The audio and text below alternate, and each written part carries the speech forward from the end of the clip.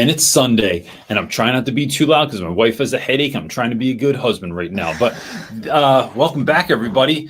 It is, you know, you don't have to talk back to this, but I'm just going to tell you, I got a comment or a DM that I didn't answer back yet. That said, from someone that had been listening for like a really long time. They said they listen to this every single day when they're driving to school at the beginning of the week. Did we leave the dog outside? We did. He's going to drive me nuts if I don't let him in. Come on. He's the silent part of the show. So sometimes it just made me really think how many people have been like, there's people right now that are listening to this that have never asked a question. Yes. They don't email us about stuff. They don't DM us about stuff. They just are like silently participating. And I just think that is, you know, I think it's worth just reminding people again, because I think that oftentimes what is your ordinary, you don't realize is extraordinary. That someone that's spending an hour listening to this or however long, or you're watching videos like mine or other people's, and you're reading books about education and all of that stuff, you're like, most people aren't doing that. Most people aren't in their classrooms and in their schools trying to think. They're either like, and look, I'm not here to judge anyone's stuff, but like, I don't think most people are trying to think of like how to make this day the best ever, how to utilize their giftedness, how to make this an exceptional, not just a job, but like having a great life. And so for those of you that are on here and asking questions and creating community and talking to one another, for those of you that are just driving right now through Indiana and you're thinking about what's being said here and trying to figure out ways to use that in your classroom, I just think that it is incredible. And I just thank you so much for doing that. It really means the world to me. Mr. Rogers used to say, anyone that does anything to make the life of a child better is a hero to me. And I would echo that as well. So Absolutely. Thank you so much. It's really sick. Just a little shout out to John Lopez's. He said it would have been his mom's 80th birthday today. Oh, happy heavenly birthday to your mama. Yes. And to just send off love to you and your dad as you're thinking of her today. Yes. We know how hard that is. For sure. Okay, first up, Ruth has a comment she wants to share with you. Maybe you can speak back to it, or it's just a comment. But thanks for your super chat, Ruth. We always appreciate them. Yes, thank you so much. Ruth is saying, actually, a comment, ChatGPT subscription has really helped me a lot. It's been a great help for emergency lesson plans as sub plans. Gives me a great start on regular lesson plans too. So Ruth, getting a subscription to ChatGPT, I'm going to say it again, and I'm not even like affiliated with them necessarily. Like, I don't have like a brand deal with them or something. Like, I'm not getting paid for this. I would rather pay for that $20 a month for ChatGPT Plus than literally any other subscription that I have in my life. Like, more than Netflix, Spotify, the car wash, more than anything. It is just the most worthwhile thing that I have. And so if I was going to add something to that, which I know you didn't ask a question, but I'll say this anyway, is getting people are creeped out by this. I turn on its memory so it remembers all the things that I talk about. You can also turn on a setting for those that are freaked out. I did this also, where what I'm sharing with it is not training the model. So it's not like what I'm saying is being used to help other people across the world. It's only being used to help me. And that is a setting that you can turn on the back end of ChatGPT. So those two things are going to be remarkable. And here's why. One, I feel less nervous about sharing sensitive information. But I still redact information. So like if I was talking about a particular student, I change students' names all the time. so if I'm talking about a student, if I'm talking about a situation, if I was uploading an IEP, I would redact like sensitive information still, just to be on the safe side. But the more chat knows about who you are, how you like to teach, how you communicate, it can create things that are uniquely crafted for you. And for those of you that think that this is a little bit too much and you're a little bit freaked out, I'm going to tell you right now, you know your phone's listening to you. You know your Google Home's listening to you. You know it because as soon as you mention anything, it just pops up.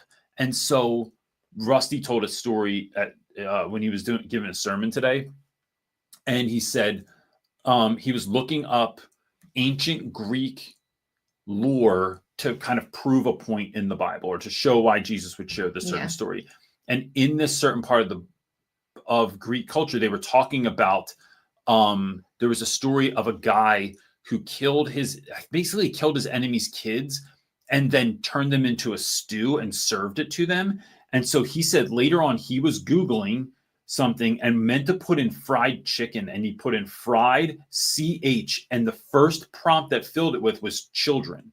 And he was like, you know darn well I wasn't looking for fried chicken. He's like, I had to real quick, like I didn't want to see what would pop up. Right. But it's always listening to you anyway. So or people don't even realize. My mom is this person. She always gets like super like cautious about sharing information online or something, anything like that, even with ChatGPT when we've told her about it. But I'm like, do you realize that every website that you go on that you accept cookies, like everywhere you go, it's like you're allowing them access to things. It's like, so that's really important to keep in mind when using this if you're nervous.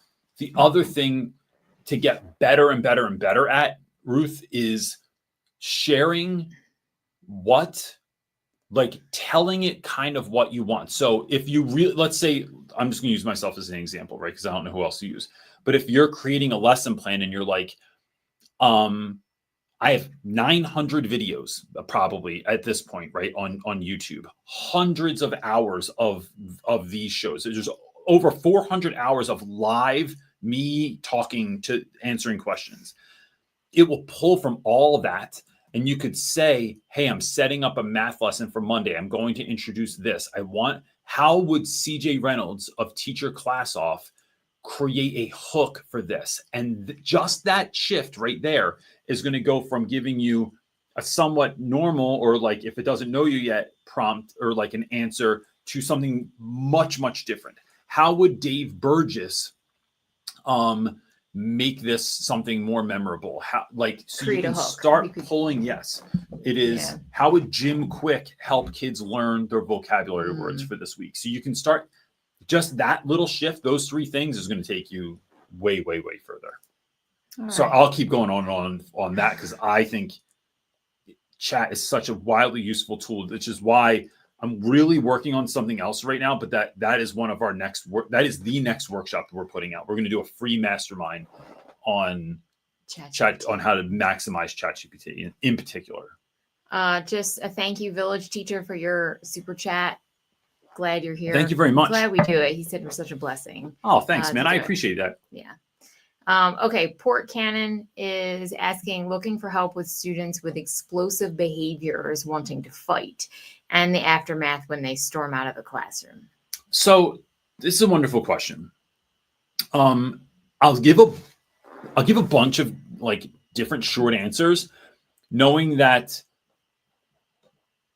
if I knew the kid, if I knew the situation, something about hearing it, something about witnessing it, like there's a lot of different variables here, right? So I've had kids before. So if I use humor first, which is probably your last resort, you have to really, really know your students, because the last thing you want to do is use humor to de-escalate a situation. And then it's going to blow up and they go, hey, what'd you do? And you're like, I made a joke. Like it just doesn't work as well. So again, I'm going to caveat this with, I'm giving two ideas that when I know my students, I know it's going to de-escalate it, and I know it's not going to make it explosive. Those are one on my desktop of every school computer I've ever had is I just have a shortcut to the love song from Karate Kid 2, right?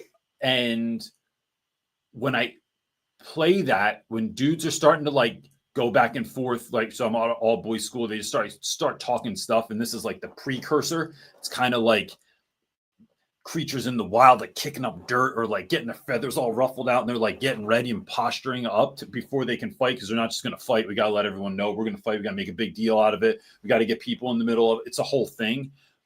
So as that's happening, I just put that song on. And what I find, the reason I find that this works, I have zero like proof of this in any sort of scientific terms, right? I'm not a doctor. I'm not a clinician. I'm not like a therapist or something.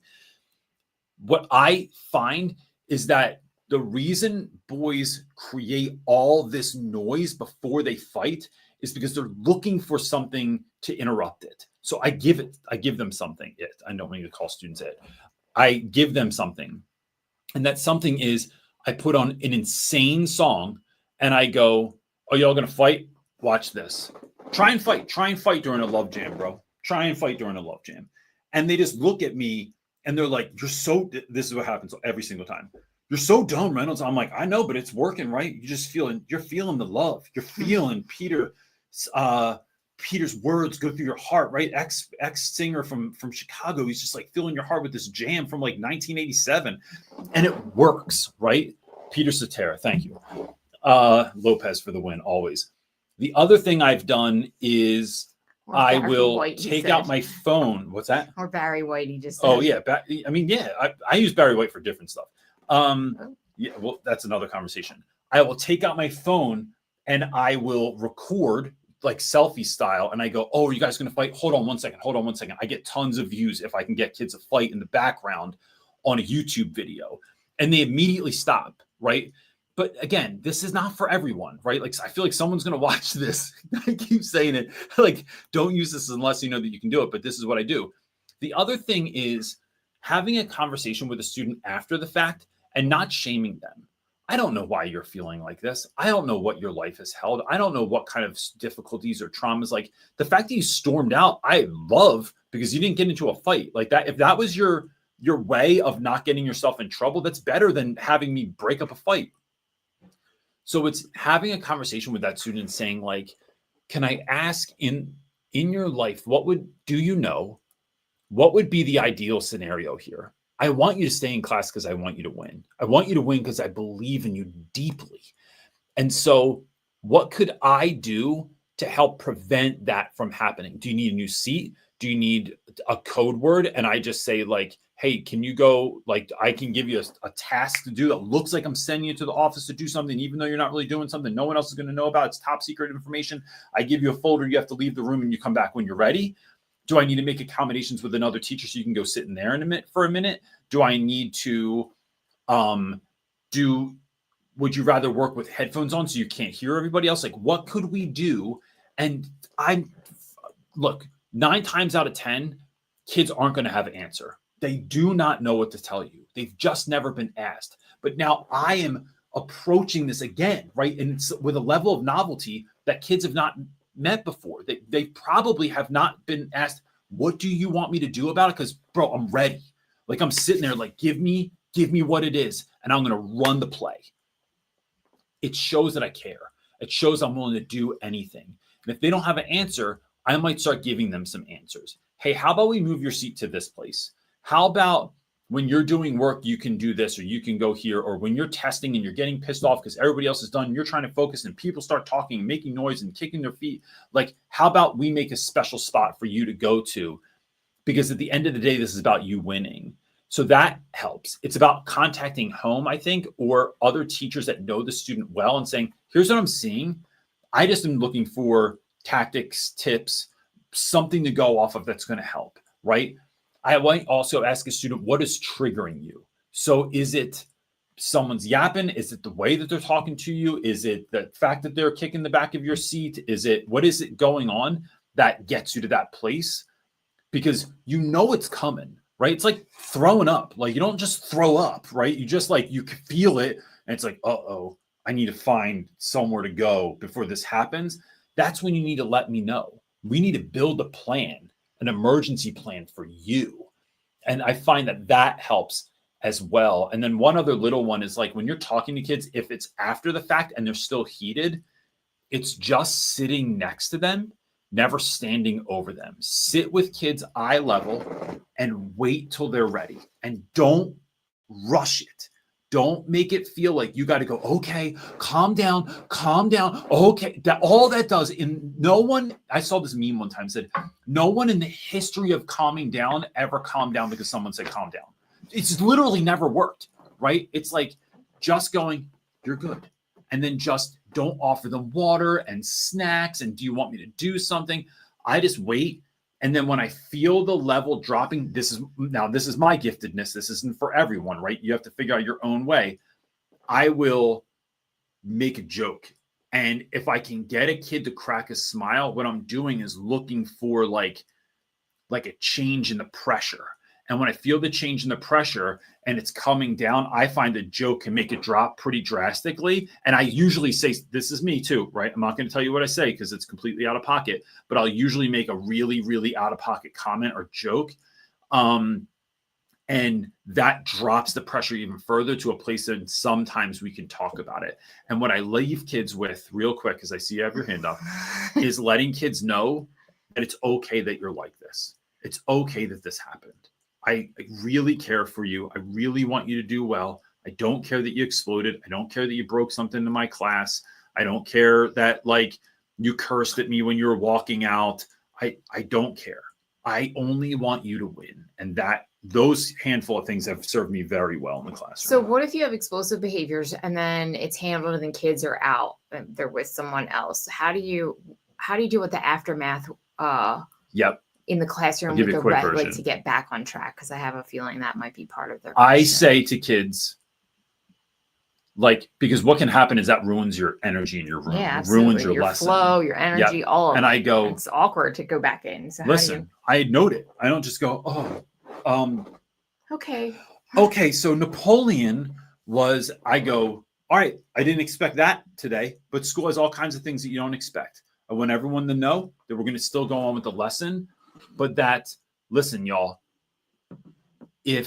know that I'm going to follow up with that individual and we're going to figure some things out. But I want y'all to know, like, I just kind of just talk and just say, like, it's an opportunity for a reminder of like, this didn't happen because it was my class. This didn't even happen because y'all. Like, this happens because individuals are having, like, it's hard to be a human being, man.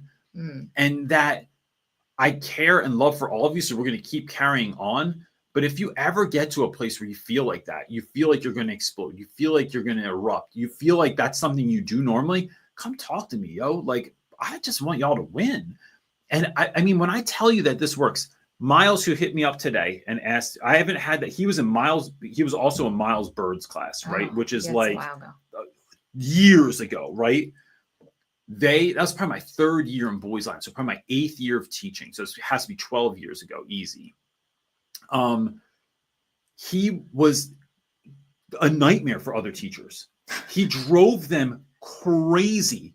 My class, he didn't do that stuff. When I took him to Costa Rica, teachers were like, I remember. What are you thinking? Why? There's no way he is good. He was the best.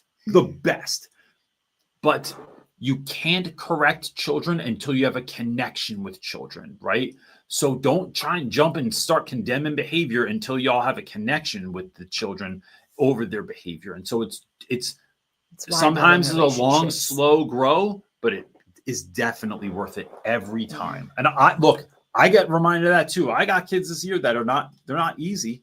But it's a long game. I have to remember my track record. Yeah. All right. Tristan's up asking. That's a long answer. Let's hit it, Tristan. You've been waiting. Now we got a lot of them. This 20 minutes in. Tristan, any tips for creating an engaging lesson? Engaging learn how to study lesson. I usually find that the less engaging ones end up only giving new tips to students who are already good at studying. All right. So this is so Tristan, the way I do this is I don't make it a lesson. I do a bunch of different ways to study and I turn them into games. And then I ask kids if this helped. So far this year, So I'll take vocabulary because almost every class, with the exception of perhaps, I don't know if like, I know math has vocabulary, but I don't know if y'all do like vocab quizzes or tests, right? But I give my students new words every week, and then there's an assessment on Friday. The first time we do it, I tell them there's 5. That's it. There's 5 words. You're going to have a quiz on Friday, right? And then we do all the different reviews during the week for it's like we go full tilt for 5 words. And almost everyone gets 100 the first week. The reason I do this, and then I add the next week, I add 5 more words, and now you have 10. Then the next week, like this was last week, they had a quiz and it was 15 words. We'll go up to 25 or 30. With the what I'm getting to is at 30, I can go, I'll bet if I gave these words to you and you even had 5 weeks to learn them, right? You would not have learned 30 words in 5 weeks, right? But it's because we did it in chunks. We took James Clear's idea of like making things manageable so we can stack wins. Some of you, that's what it's going to be. It's stop looking at everything you have to do on the test and break it into chunks and then do those chunks. Sometimes then I teach them tactics like, yo, listen, here's what I want y'all to do. It'll be like a Wednesday. And I'll say, I'm giving you literally 90 seconds to look over your words, right? So they look over their words, they do whatever they can do to try and get it to stick to their brain. Now hide them. Now, when you test yourself, I want you, because it's word on one side, definition on the other. I want you to hold up the definition, see if you can guess the word, not the other way around, right? Because there's reasons for that. And anyway, read the definition, try and figure out what the word is. Take the ones you know, put them on your left side. Take the ones you don't know, put them on your right side. Now, when you're done, put the left away, right? You already know those. On the right, I'm giving you 25 more seconds to see if you can get one right. So what we're doing is incrementally trying to move from the I don't know side to the I know side. The next thing I do is teach kids things like, how do you, maybe it's looking for something fun or funny, or like, so if I have kids that are really witty but don't really like studying, can you find something in here to remember stuff, right? So sometimes, and I'm going to be out of pocket, but this is how I do it with my students. I'm not suggesting that you do it with your students. The other day, they're trying to remember certain gods and goddesses because we're reading the Odyssey and there's a lot of tricky names.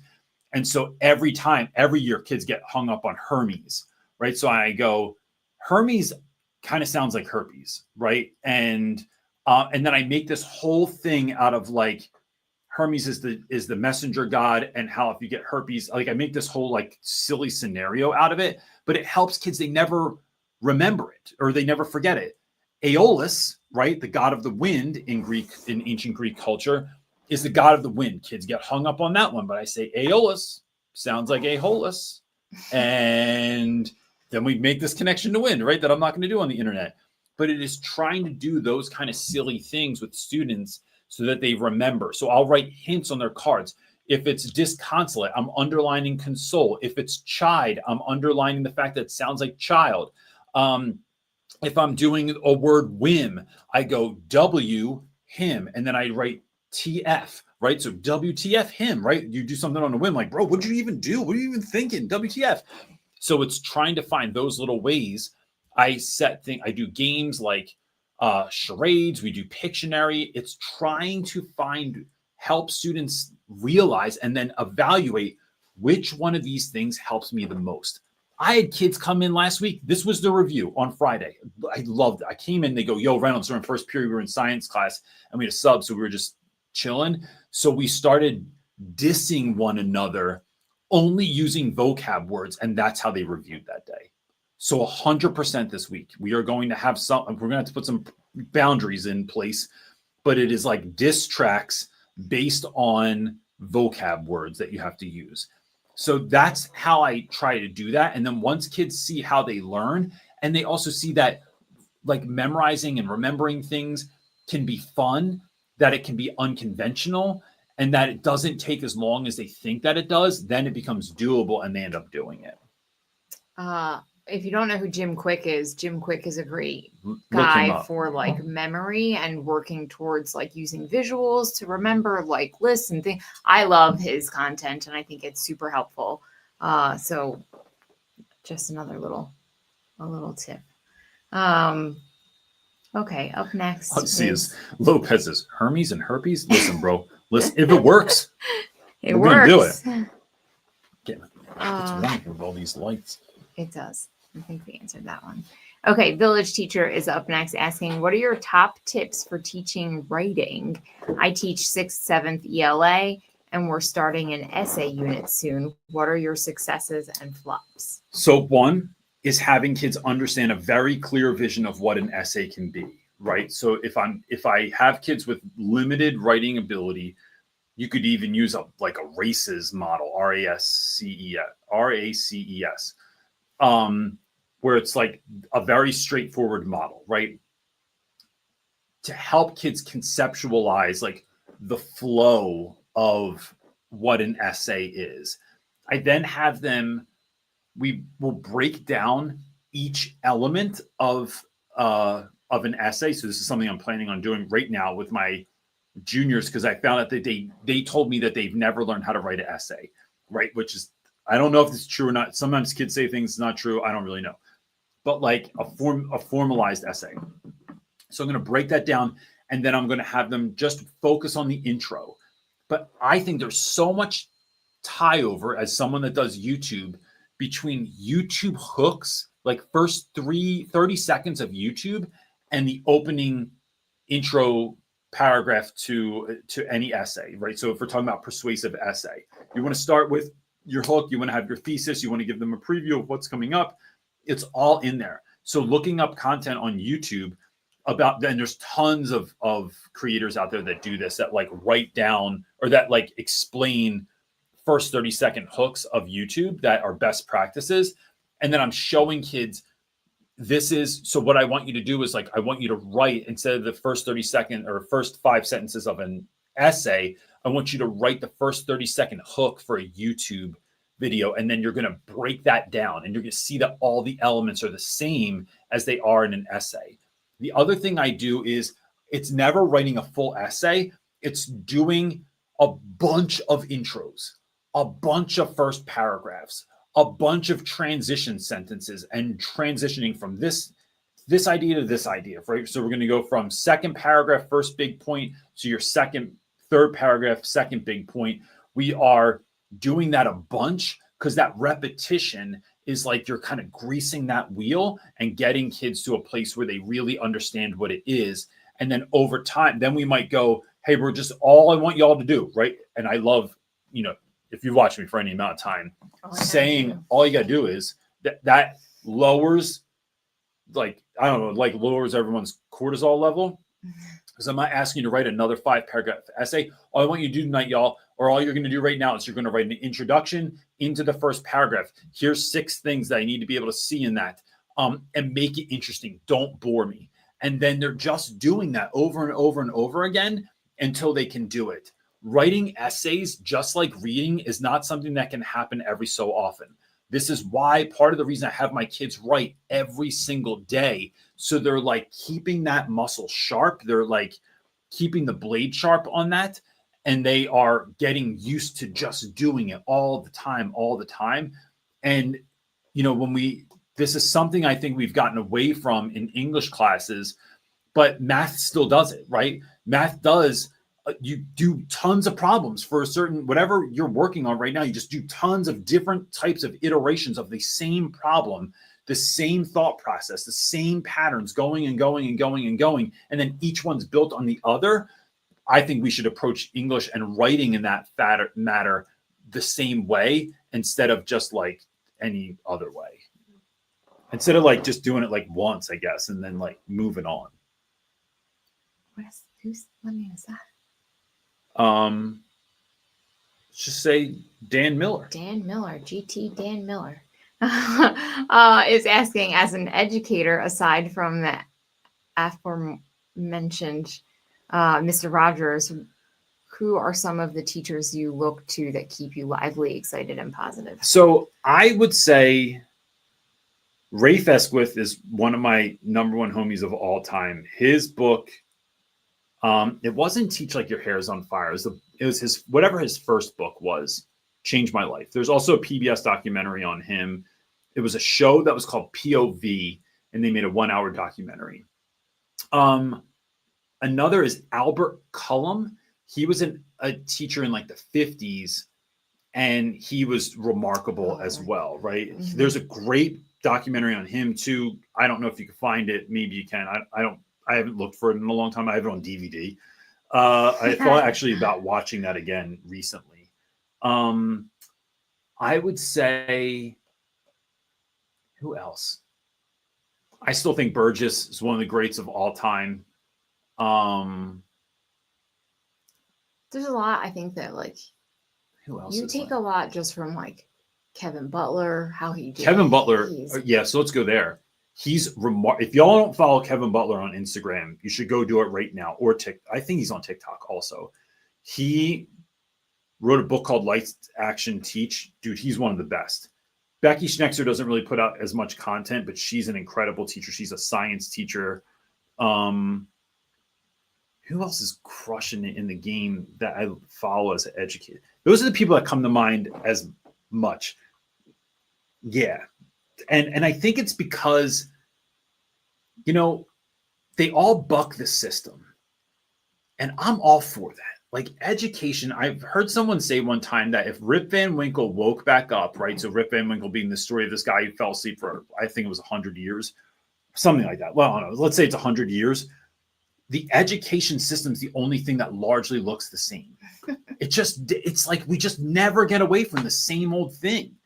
And part of that is it's hard. And somehow these teachers have found a way that even though it's hard, even though their schools have just as many ideas as your schools do, just implementing as many new things, have all the same paperwork you do, they still find a way to show up and have exciting classrooms. Dustin Ecker's another guy. Ecker, I feel like Ecker and I are vibing even more lately because I'm back in the classroom. But that dude is awesome. Dustin Ecker was a great teacher. Got hit up. He taught at Ron Clark Academy for a while. Now he's back at a public school somewhere, and he's just incredible educator. And I think that is. But I think that is a super common thread that they all like. Education is hard, and the system.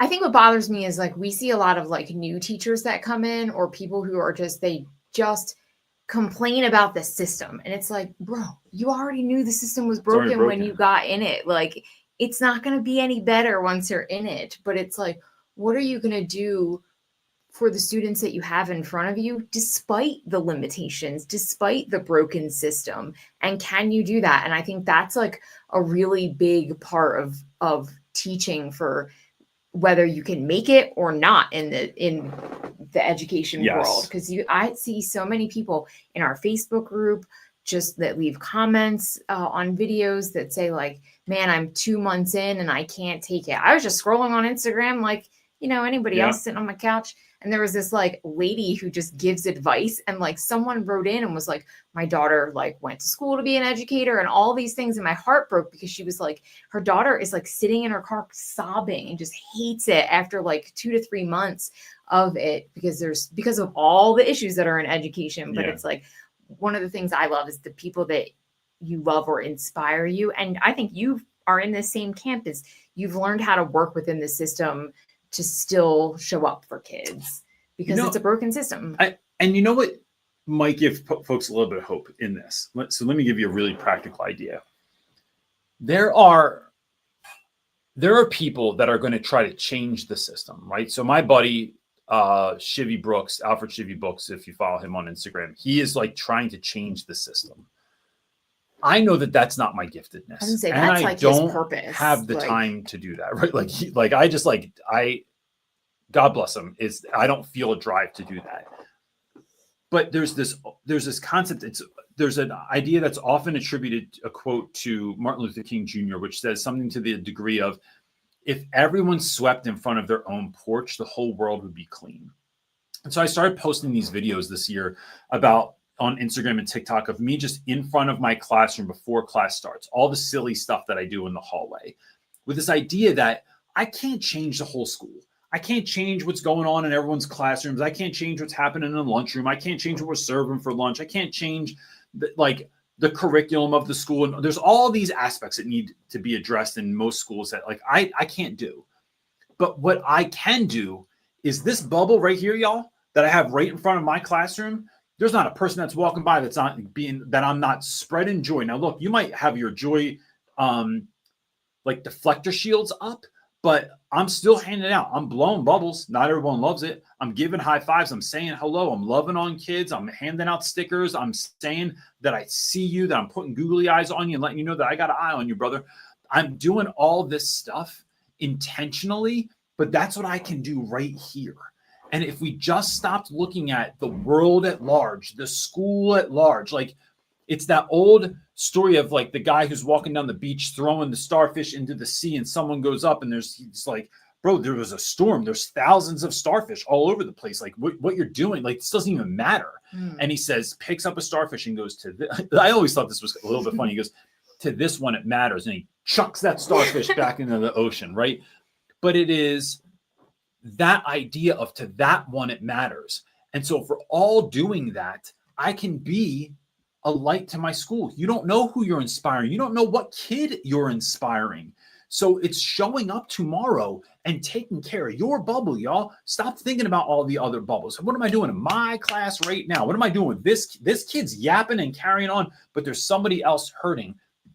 I pulled a young girl out of class the other day because I had a sense that she was having a hard time. She was crying in the hallway. And I just like my class, like we had a moment where like they didn't even know what to do with themselves, but I'm handling this because this is what's important right now. So go in tomorrow. That's why I always say, find somebody that thinks they're invisible and let them know that they're not.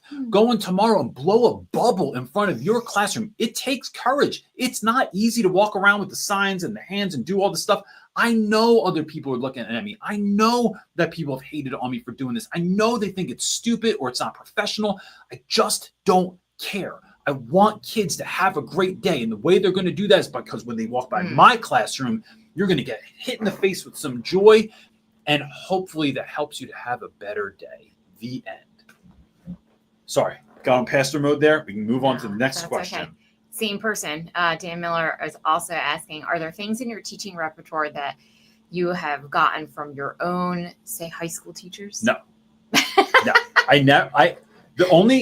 I've had like a handful of, I had two great teachers in my life. One was my fourth grade teacher. One was my fifth grade teacher. So Miss Panchison, 7th Avenue School in Haddon Heights, New Jersey, incredible. Miss Normando she was, and then she got remarried, Miss Williams, 5th grade teacher. So those two grades back to back. And then I don't have another memorable teacher. Actually, Mr. Zek in high school was better, but that was for a different reason. He is from Oakland, New Jersey, in case anyone's there. But most of who I've become as a teacher, just like the person I've become as a father, is because I didn't have it.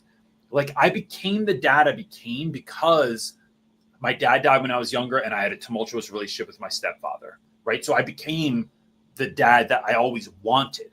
Similarly, as a teacher, I've become the teacher that I always wanted because I never had it. So, yeah.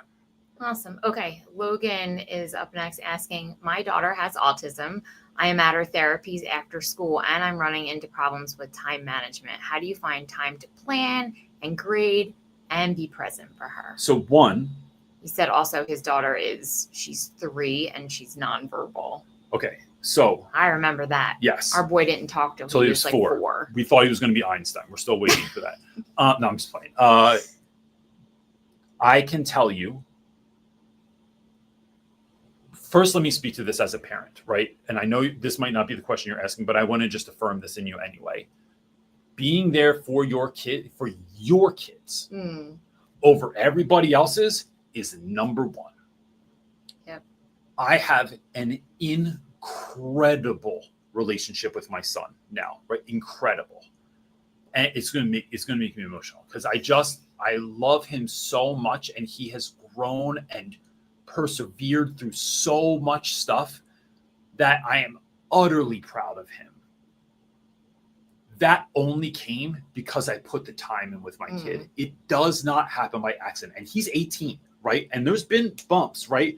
But those bumps have been There's been a worked lot out. of bumps. There were bumps, we're but we consistent. rolled those things out, right? And it's not hard, and you got to address it every single time. But as a dad connecting with my son specifically, it has only come because of time poured into him.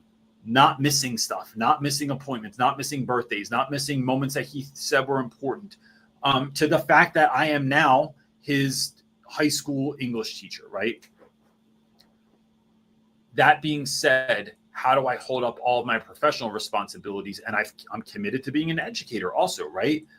I think it's, to me. Pause before you even answer that. I want to just say, like, this is so true, even though your daughter's 3 and it's like feels like so much effort.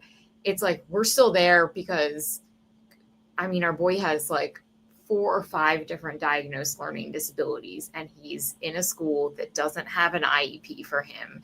And so the workload is a lot, and we're working with teachers to give basic modifications, but overall there's no IEP and he just has to do the work. And so I was going to say something and I know I lost it.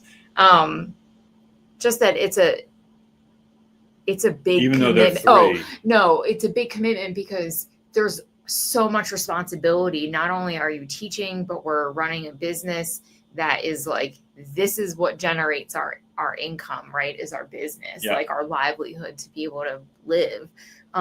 So there's so much to juggle and to help support him in his learning differences and needs to like get the schoolwork done. Yeah. So what were you gonna say? Yeah, and look, it costs more than regular folks. And you might look at other folks and go, gosh, I remember Bro was 4, he was still babbling. But the weird thing was we knew what he was saying, just nobody else knew what he was saying. And so, but you're watching other kids are coming over and it sounds like they're like, oh, hello, Mr. Reynolds. Yes, I just turned 4 yesterday. And, I been reading Proust. And it's like, bro, what are you even talking? Like, oh, that's where everyone else's kid is? It's maddening. So on top of that, what are you going to do for yourself? 1, simplify things. Your presence, who you are matters more than your lesson does. So come up with a rhythm. So this is where I get my rhythm from in school, right? Like tomorrow morning, I already know what's going down. Kids ask, what are we doing today? First thing we're going to do is a journal entry. Next thing we're going to do is vocab. Next thing we're going to do is read. Then we're going to answer questions. Then we're going to talk about it. The end, right? I know Tuesday, it's a version of that. Wednesday, everything is the same every week. Because my life is so complex, I won't even say complicated, it's just complex. There's a lot of things going on that I need to have that part of my life, right? Raising a child that has any form of needs extra special love, care, and attention takes so much. I need a place in my life that has as much rhythm and consistency as possible. And then the funny thing is, so do my students. They love it. If I were to go in tomorrow and be like, we're starting class different, even after only 6 or 7 weeks in school, I guarantee, wait, we're not taking out our journals? Like they won't even look at the slides. They just have the journals on their desk. Wait, what do you mean? We're reading first? Yep. It would blow their mind because kids love that consistency, right? So it's doing that. It's carving out, make your grading easier. I'm going to tell you right now, use AI to grade your papers if you have to, right? There's no reason that you should be doing like a multiple choice and grading it yourself. Bro, you're not getting any extra credit for doing it yourself. Or have an assistant. Isabel, my assistant at school, I pay her in candy and food and cake, and on Friday I gave her a piece of pie. That the first grader showed up, gave me a piece of pie. That was Isabel's thing. Isabel helps me out with grading, right? And so I have kids that do other things for me. Marley's in charge of my vibes. I have kids that are in charge of collecting stuff. Kids are in charge of organizing stuff. Kids are in charge of alphabetizing stuff. Let your kids help you so that you can help your own kid more. That's the rhythm I run. Find the rhythm, find the consistency in doing it. I think the reason we love ChatGPT so much is because it buys back time, right? And absolutely, that's the number one reason, right? And teachers especially, that's like your number one struggle. Every teacher knows that the school puts way too many roles and responsibilities on you. And it's like you have to find ways to shortcut. And Logan, especially for you, as you have a daughter that has, like, you need to go to therapy. How wonderful that you go to therapy with her. Yep. How important. Don't cut that out, right? Like, Nope. that's so important. But for you, I think learning how to use something like a ChatGPT or paying the $20 a month will help, because it will end up buying back time for you. And that's really the key, is to figure out, to look at your schedule and go, like, how can I trim the fat off of my schedule, my classroom, like any areas, like how can you trim the fat? One of the things I just want to mention is that Katrina said, she said 20 years from now, whether or not you got the papers graded won't matter compared to how you've loved your daughter, how loved your daughter feels. And that is like so well said. Like, yes, she is the priority. I know teaching, you often feel like, oh, my students. And it's like, but you can't let go of your priority, which is your own children. That they're your number one. Yeah, always in life. And best of luck with, and keep figuring that out. Real quick. And I can say that as someone who, my students for ages have hit me up. Like, I get hit up regularly by kids that tell me how much I meant to them, how much our relationship meant to them, how much, a phone call or a DM or sitting down with them or taking them out to lunch or just sitting with them every day at lunch or listening to them after school has meant to them. So even though I have my Brody, I haven't meant any less to other kids, right? So it's like you can do both of those things. There's enough. And I just pray that you have the capacity to do all of that. Yes. One of the interesting things I always find when students hit you up, it's never really, unless you do like the fun ghost stories in the basement, like those fun kind of like extra magic sprinkles that you've done, kids do remember those things.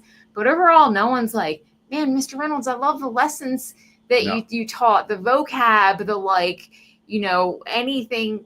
It's never about the content. It's always about who you are as a teacher. Because Maya Angelou says, people will forget what you said. They'll only remember the way you made them feel. Yeah. The truth. All right, hit it. Okay. Hadith is saying, love your content. How can I create context for my engagement for random lessons that don't really connect with previous lessons in my class? I think it's just letting kids know, hey, listen, we're going to do something that feels like it's out of left field, but we got to know this. Here it is. It's like, think of it as like, I mean, look, I'm an 80s, 90s kid that like back in the 80s and 90s, every show had like a Christmas special or they had a Halloween special or something like that.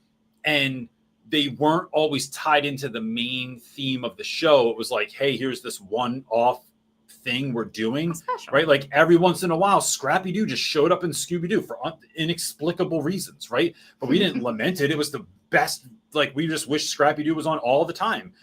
So it's looking at it as like, here's this side quest, this side journey that you're going to do to learn this thing, and it stands alone, and that's okay. But I think a lot of times with these moments in school, it's about naming it. It's naming, this is going to be hard. This is going to be difficult. This might feel a little bit boring. This is, we're going to try and make it fun anyway, right? But like, it's, I think, naming the moment, saying what it is. This is what's happening. This is our equivalent of our Christmas. This is the fall special right now happening if you're in the Northern Hemisphere. And this is what's going down today. And I do that when we do like short story. We only spend a week or two on poetry because I used to teach like a whole elective on poetry.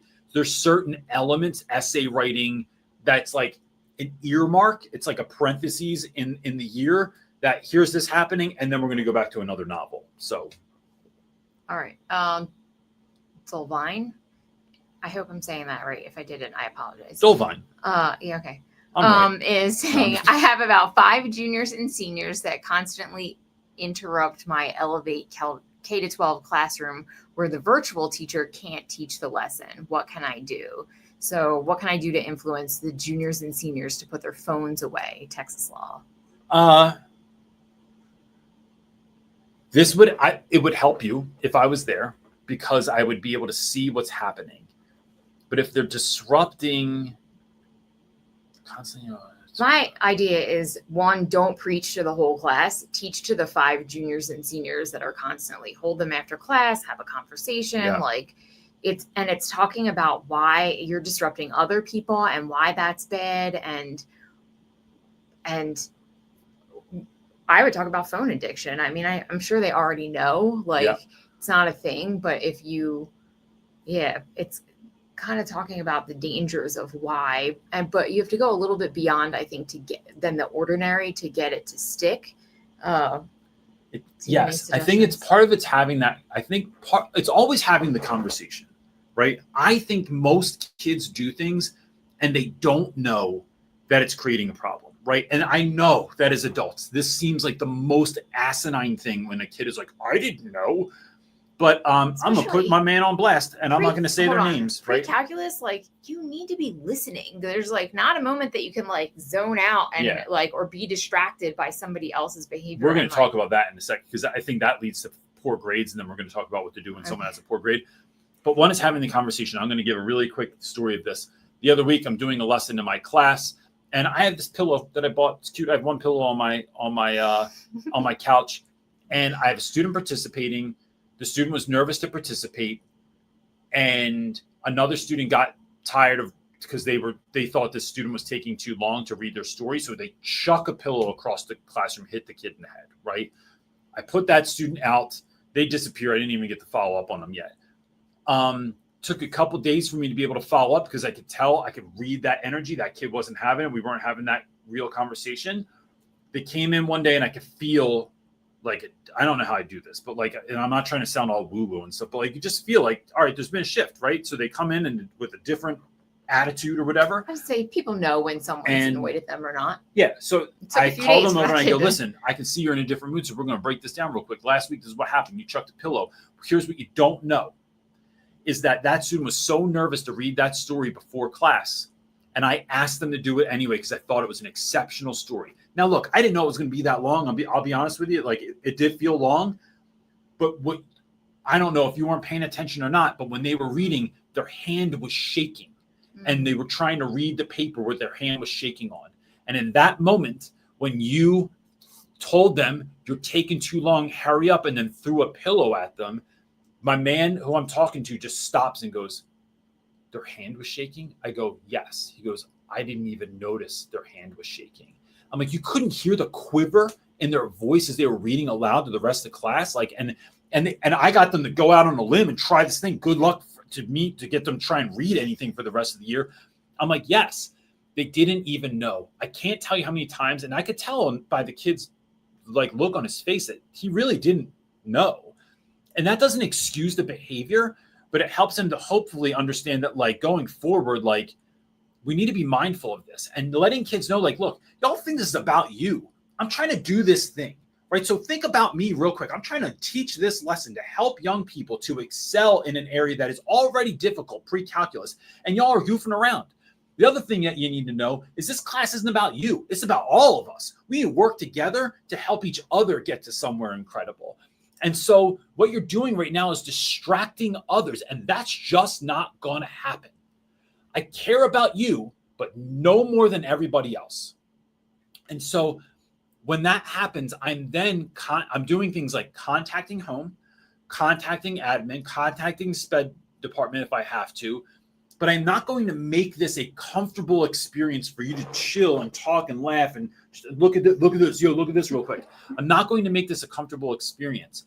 If you have your phone out, someone else is either, if it's Texas law, I don't know if y'all are taking them. I don't know if you're sending them to the office. I don't know if you're contacting someone to take care of it, but I am making sure that happens because I might lose a little time on the front end of this lesson I'm trying to teach, but I'm absolutely gaining it back when y'all know that I'm not playing because I care about you and everyone else. That's where this comes from.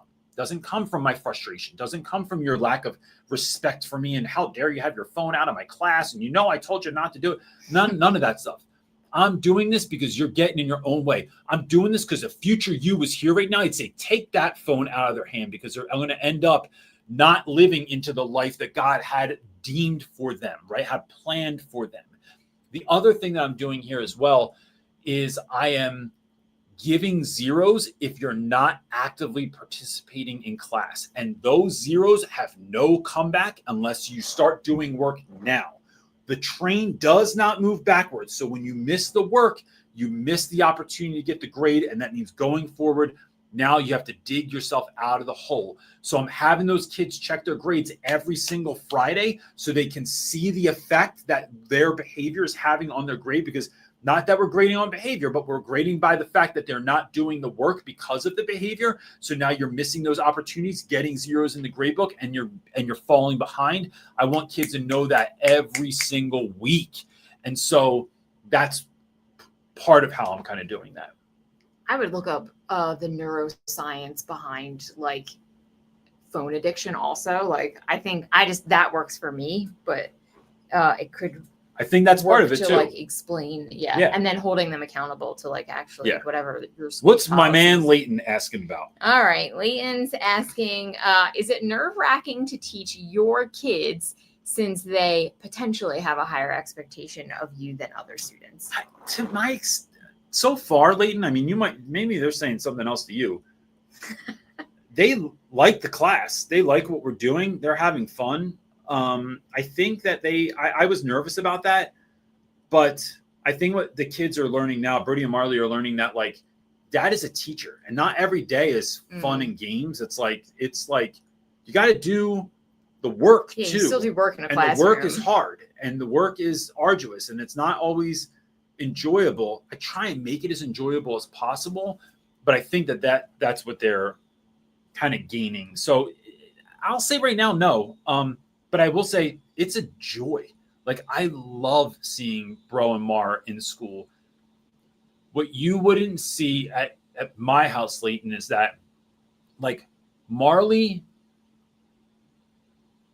is so bright when she's with you guys, like you and Liam and KAO and all those dudes like around. Like Marley is like, she's glowing at school all the time. And I get to witness that every day. And that is a real honor. And I just think all you guys are awesome. And so like, and not just your class, right? I'm going to say this about like, every day that I see like your sister and Madison and all of them coming down the hallway, like I get to be in on a secret of like, gosh, she's such great kids. Like it's just like a great, I literally don't know a kid in the school that I don't like. And that I'm hard pressed to say that. Like, I don't just say that because I say it and because I see the light of God in everyone or something like that. Like there's kids that are a pain in the butt and there's kids I've just flat out not liked in the past. It's just like such a joy to be able to see that in a school. And I love it every day. So I get that honor too. Yes. Real fast, I want to highlight Miss Gill. Thank you so much for this super chat. Thank you. She's saying a 6-year teacher here in Canada. I just wanted to say your classroom management videos and book have been absolutely pivotal in my teaching journey. Thank you for all. Thank you so much. I really appreciate that. Okay. Next question is from Real Estate. How do you deal with cheating? Most of the students come from teachers who have babied them to where they get help on a mastery assignment and or never had a teacher secure a testing room. Is there more to that? Because there's a comment then, or was that a punctuational error? My English teacher's is about to circle it. I don't know. Okay, go back and look. No. I'll go back. Okay. No, I'm going to answer that though. Mm-hmm. I got mad hate on a video this week because I said I don't allow talking during testing, and if you do, you get a 0. But then I had this dude come back, and we had a real talk. Right? It was like I could tell that like it was real. We had a conversation. He advocated for himself, and I let him retake the test. Him and this other dude, and some woman named Lisa. We're just gonna put your name out there, Lisa. Told me I am a complete sham and a failure as an educator, and that I let kids bamboozle me into that. Actually, I think they use that word to bamboozle me into letting them retake the test. And I thought, well, you weren't there. Like, I literally, Yeah. when these things come through, right? When you get a bad comment, just so you know, on the internet, those of you that don't put out content, you immediately think that this is a Harvard educated individual that stopped you. And so I have to remind myself that, like, I don't know who you are, what you're about, and you definitely don't know me. So then I got through it. Anyway, long story short, long story long, I do not play when it comes to testing, for the same reason I talked about classroom management before, because everyone's taking a test. And so I don't give help, but I do give retakes on all, except for midterms and finals. I don't think I'm allowed, but I think I'm going to try and find a loophole in that this year anyway, because I know they do midterms and finals at the school. If you fail, you can retake it. But if you cheat, you can, listen, catch this, you can never retake something for the rest of the year. I'm not mandated to give a retake. I'm doing it out of the kindness of my heart. And because I know what it's like to be a student, I know what it's like to choke. I know what it's like when you had 3 tests on the same day and you had to, it's like, bro, you got 3 tests on a Friday, study for math and science, and then just take mine and try. You can see what you got and then retake it on Monday, bro. Don't even sweat it. So, but if you cheat, it's a wrap forever. If you talk during a test, now look, there's a handful of kids that I know they get one glance and I'll look at them. Are you, and like with that, are you talking? Are you kidding me right now? But those are kids by and large that have extenuating circumstances. And y'all know who I'm talking about, right? But if you're talking, I don't even say anything. I walk over, I take your test. You have a 0 because you were talking. Now look, if you get a 0 for talking, and I don't know if you're cheating or not, that's why you get a 0. You can retake it. Act a fool, you're not retaking it, right? I'll have the conversation with you, but not right now. You can talk to me after class. But everyone needs to know I do not play. And here's why. Because it's so hard for some other kids to take the test when you're yapping, right? If you know you're going to talk, let me know.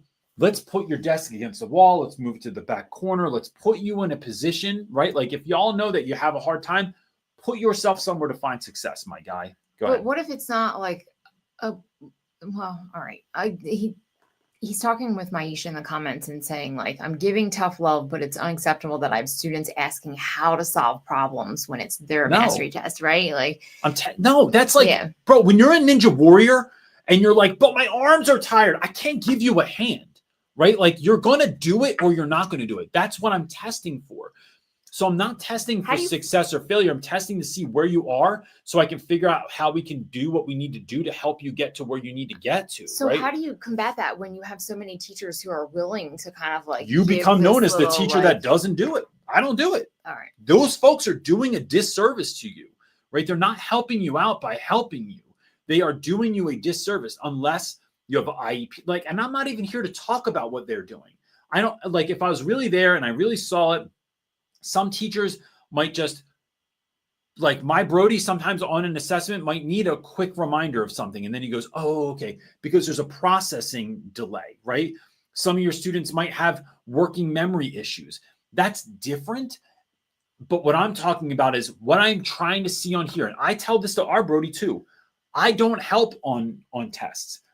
I want to see what you got because it's going to let me know too. I need a true, authentic snapshot of who you are, where you are, so we can help get you to where you need to be. And if I'm helping you, I'm not getting that. That's like I took you to the driving test, but I did the parallel parking for you. I don't know how good you're going to be, right? So just try your best, write your work down, show the work so I can help you out. That's how I approach it. And I think that the deal with that is that when we enter into this as what I'm doing by not helping you is helping you. You think what's helping you is me giving you the steps. And what's really helping you is me saying no so that I can see where you are, because that's where I'm going to help you. I'm going to help you to help you. Like it's the give a man a fish to eat for a day, teach a man to fish, they fish for a lifetime. Or you're Ron Swanson and say like, no, fishing isn't that hard, but that's a different conversation. But it's like, I'm going to help you to teach I'm going to help you learn how to do this. So going forward, You can do it by yourself. All right, let's see if we can answer. Classwork is for helping kids. Assessments are for putting kids in positions to see how good they are.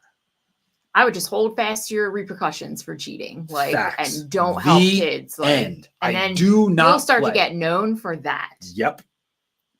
Okay. Hadis is asking, in my ESL classroom, I'm seeing a pattern that their previous teacher used to talk in language 1 a lot with them, that can't understand me talking language 2 with them. And teacher's excuse is that students, I think these are the same. Yeah. Okay. And then ages are 8 to 10 and can't understand language 2 yet. What should I do? How can I get them to talk more and get used to English? I would. Here's what I understand. Like, I'm not trained in this, but here's what I've learned from my own experience, right? Which is basically should be the name of the show. Didn't go to school for this, but this is what I learned by doing it. When I've had students that speak English as a second language, right? So in my case, it would be Spanish as a first language. I let them know that, one, I want you to succeed, but you're only going to succeed if we're doing it in this particular way. So then it'd be easier if I was there. Again, I hate that that's the answer a lot of times, but it's really just help. So like maybe I'm saying, hey, listen, y'all, I'm giving the directions in English. Focus in on what I'm saying here. And then I would follow up with those kids and say, what, like maybe in their native language, what do you think I'm asking for in those directions? What do you think this lesson is about? What do you think we were just talking about? And then I'm trying to see how much were you grasping. That's probably going to give me a better, it's like an assessment of like what they are understanding. So back in your native language, tell me what you think we're talking about here. And then I would find ways to, even if you're supposed to speak in, I'm assuming you're speaking in English, students are speaking in another language, that's their first language, their home language. How can I keep raising the bar incrementally? So if folks haven't been doing this previously in other classes, I don't want to just hit them with like, yo, I'm just speaking English all the time, and that's the only way that we're going to do this. And like, because you're going to have kids that give up, that fail. It could lead to behavioral issues. I want kids to know that there's going to be times when I'm only speaking in English and I'm checking in with you. Maybe I'm putting you with a partner that speaks really good English and y'all are working together. But what I found by not having kids feel shame for not speaking as fluent of English, for not having kids think that they've been forgotten about because I'm just moving forward in this direction and I'm doing what I'm doing the way that they told me to do it, is going to make kids feel like I don't care about them. What I want kids to know is that paramount to everything, or not, like on top of everything, is that I care, that I want you to win, that I'm so glad that you're here and we're going to figure this out. And it might be a little bit tough, but we're going to figure out how we figure out things. We're going to learn how we learn, and then we're going to take it from there. And then I'm going to incrementally increase the amount of English that I'm using in class, increase the number of terms, the type of vocabulary, the fluency, the regularity with which I'm doing these things. That would be my take on it, is that shows care. It shows I'm still willing to push you, but I care. And so that's how we're doing that. All right. Well, we're over an hour. I have a bunch of questions left. Do you just want to pick one more? You can even do it at random. I don't care. That's putting pressure on me to pick. Oh, sorry. Someone. You want me to just pick one? Sure. So how many questions are there left? Let's do it like this. Okay. 1, 2, 3, 4, 5, 6, 7. 7? Mm-hmm. I don't know. Give me question number 3. Oh, okay, great. I like this. I like this this method. All right. Jay Rinker is asking, I have a question. Hope you get to it eventually. Do you know anything about accommodations for teachers who are neurodivergent? I do not.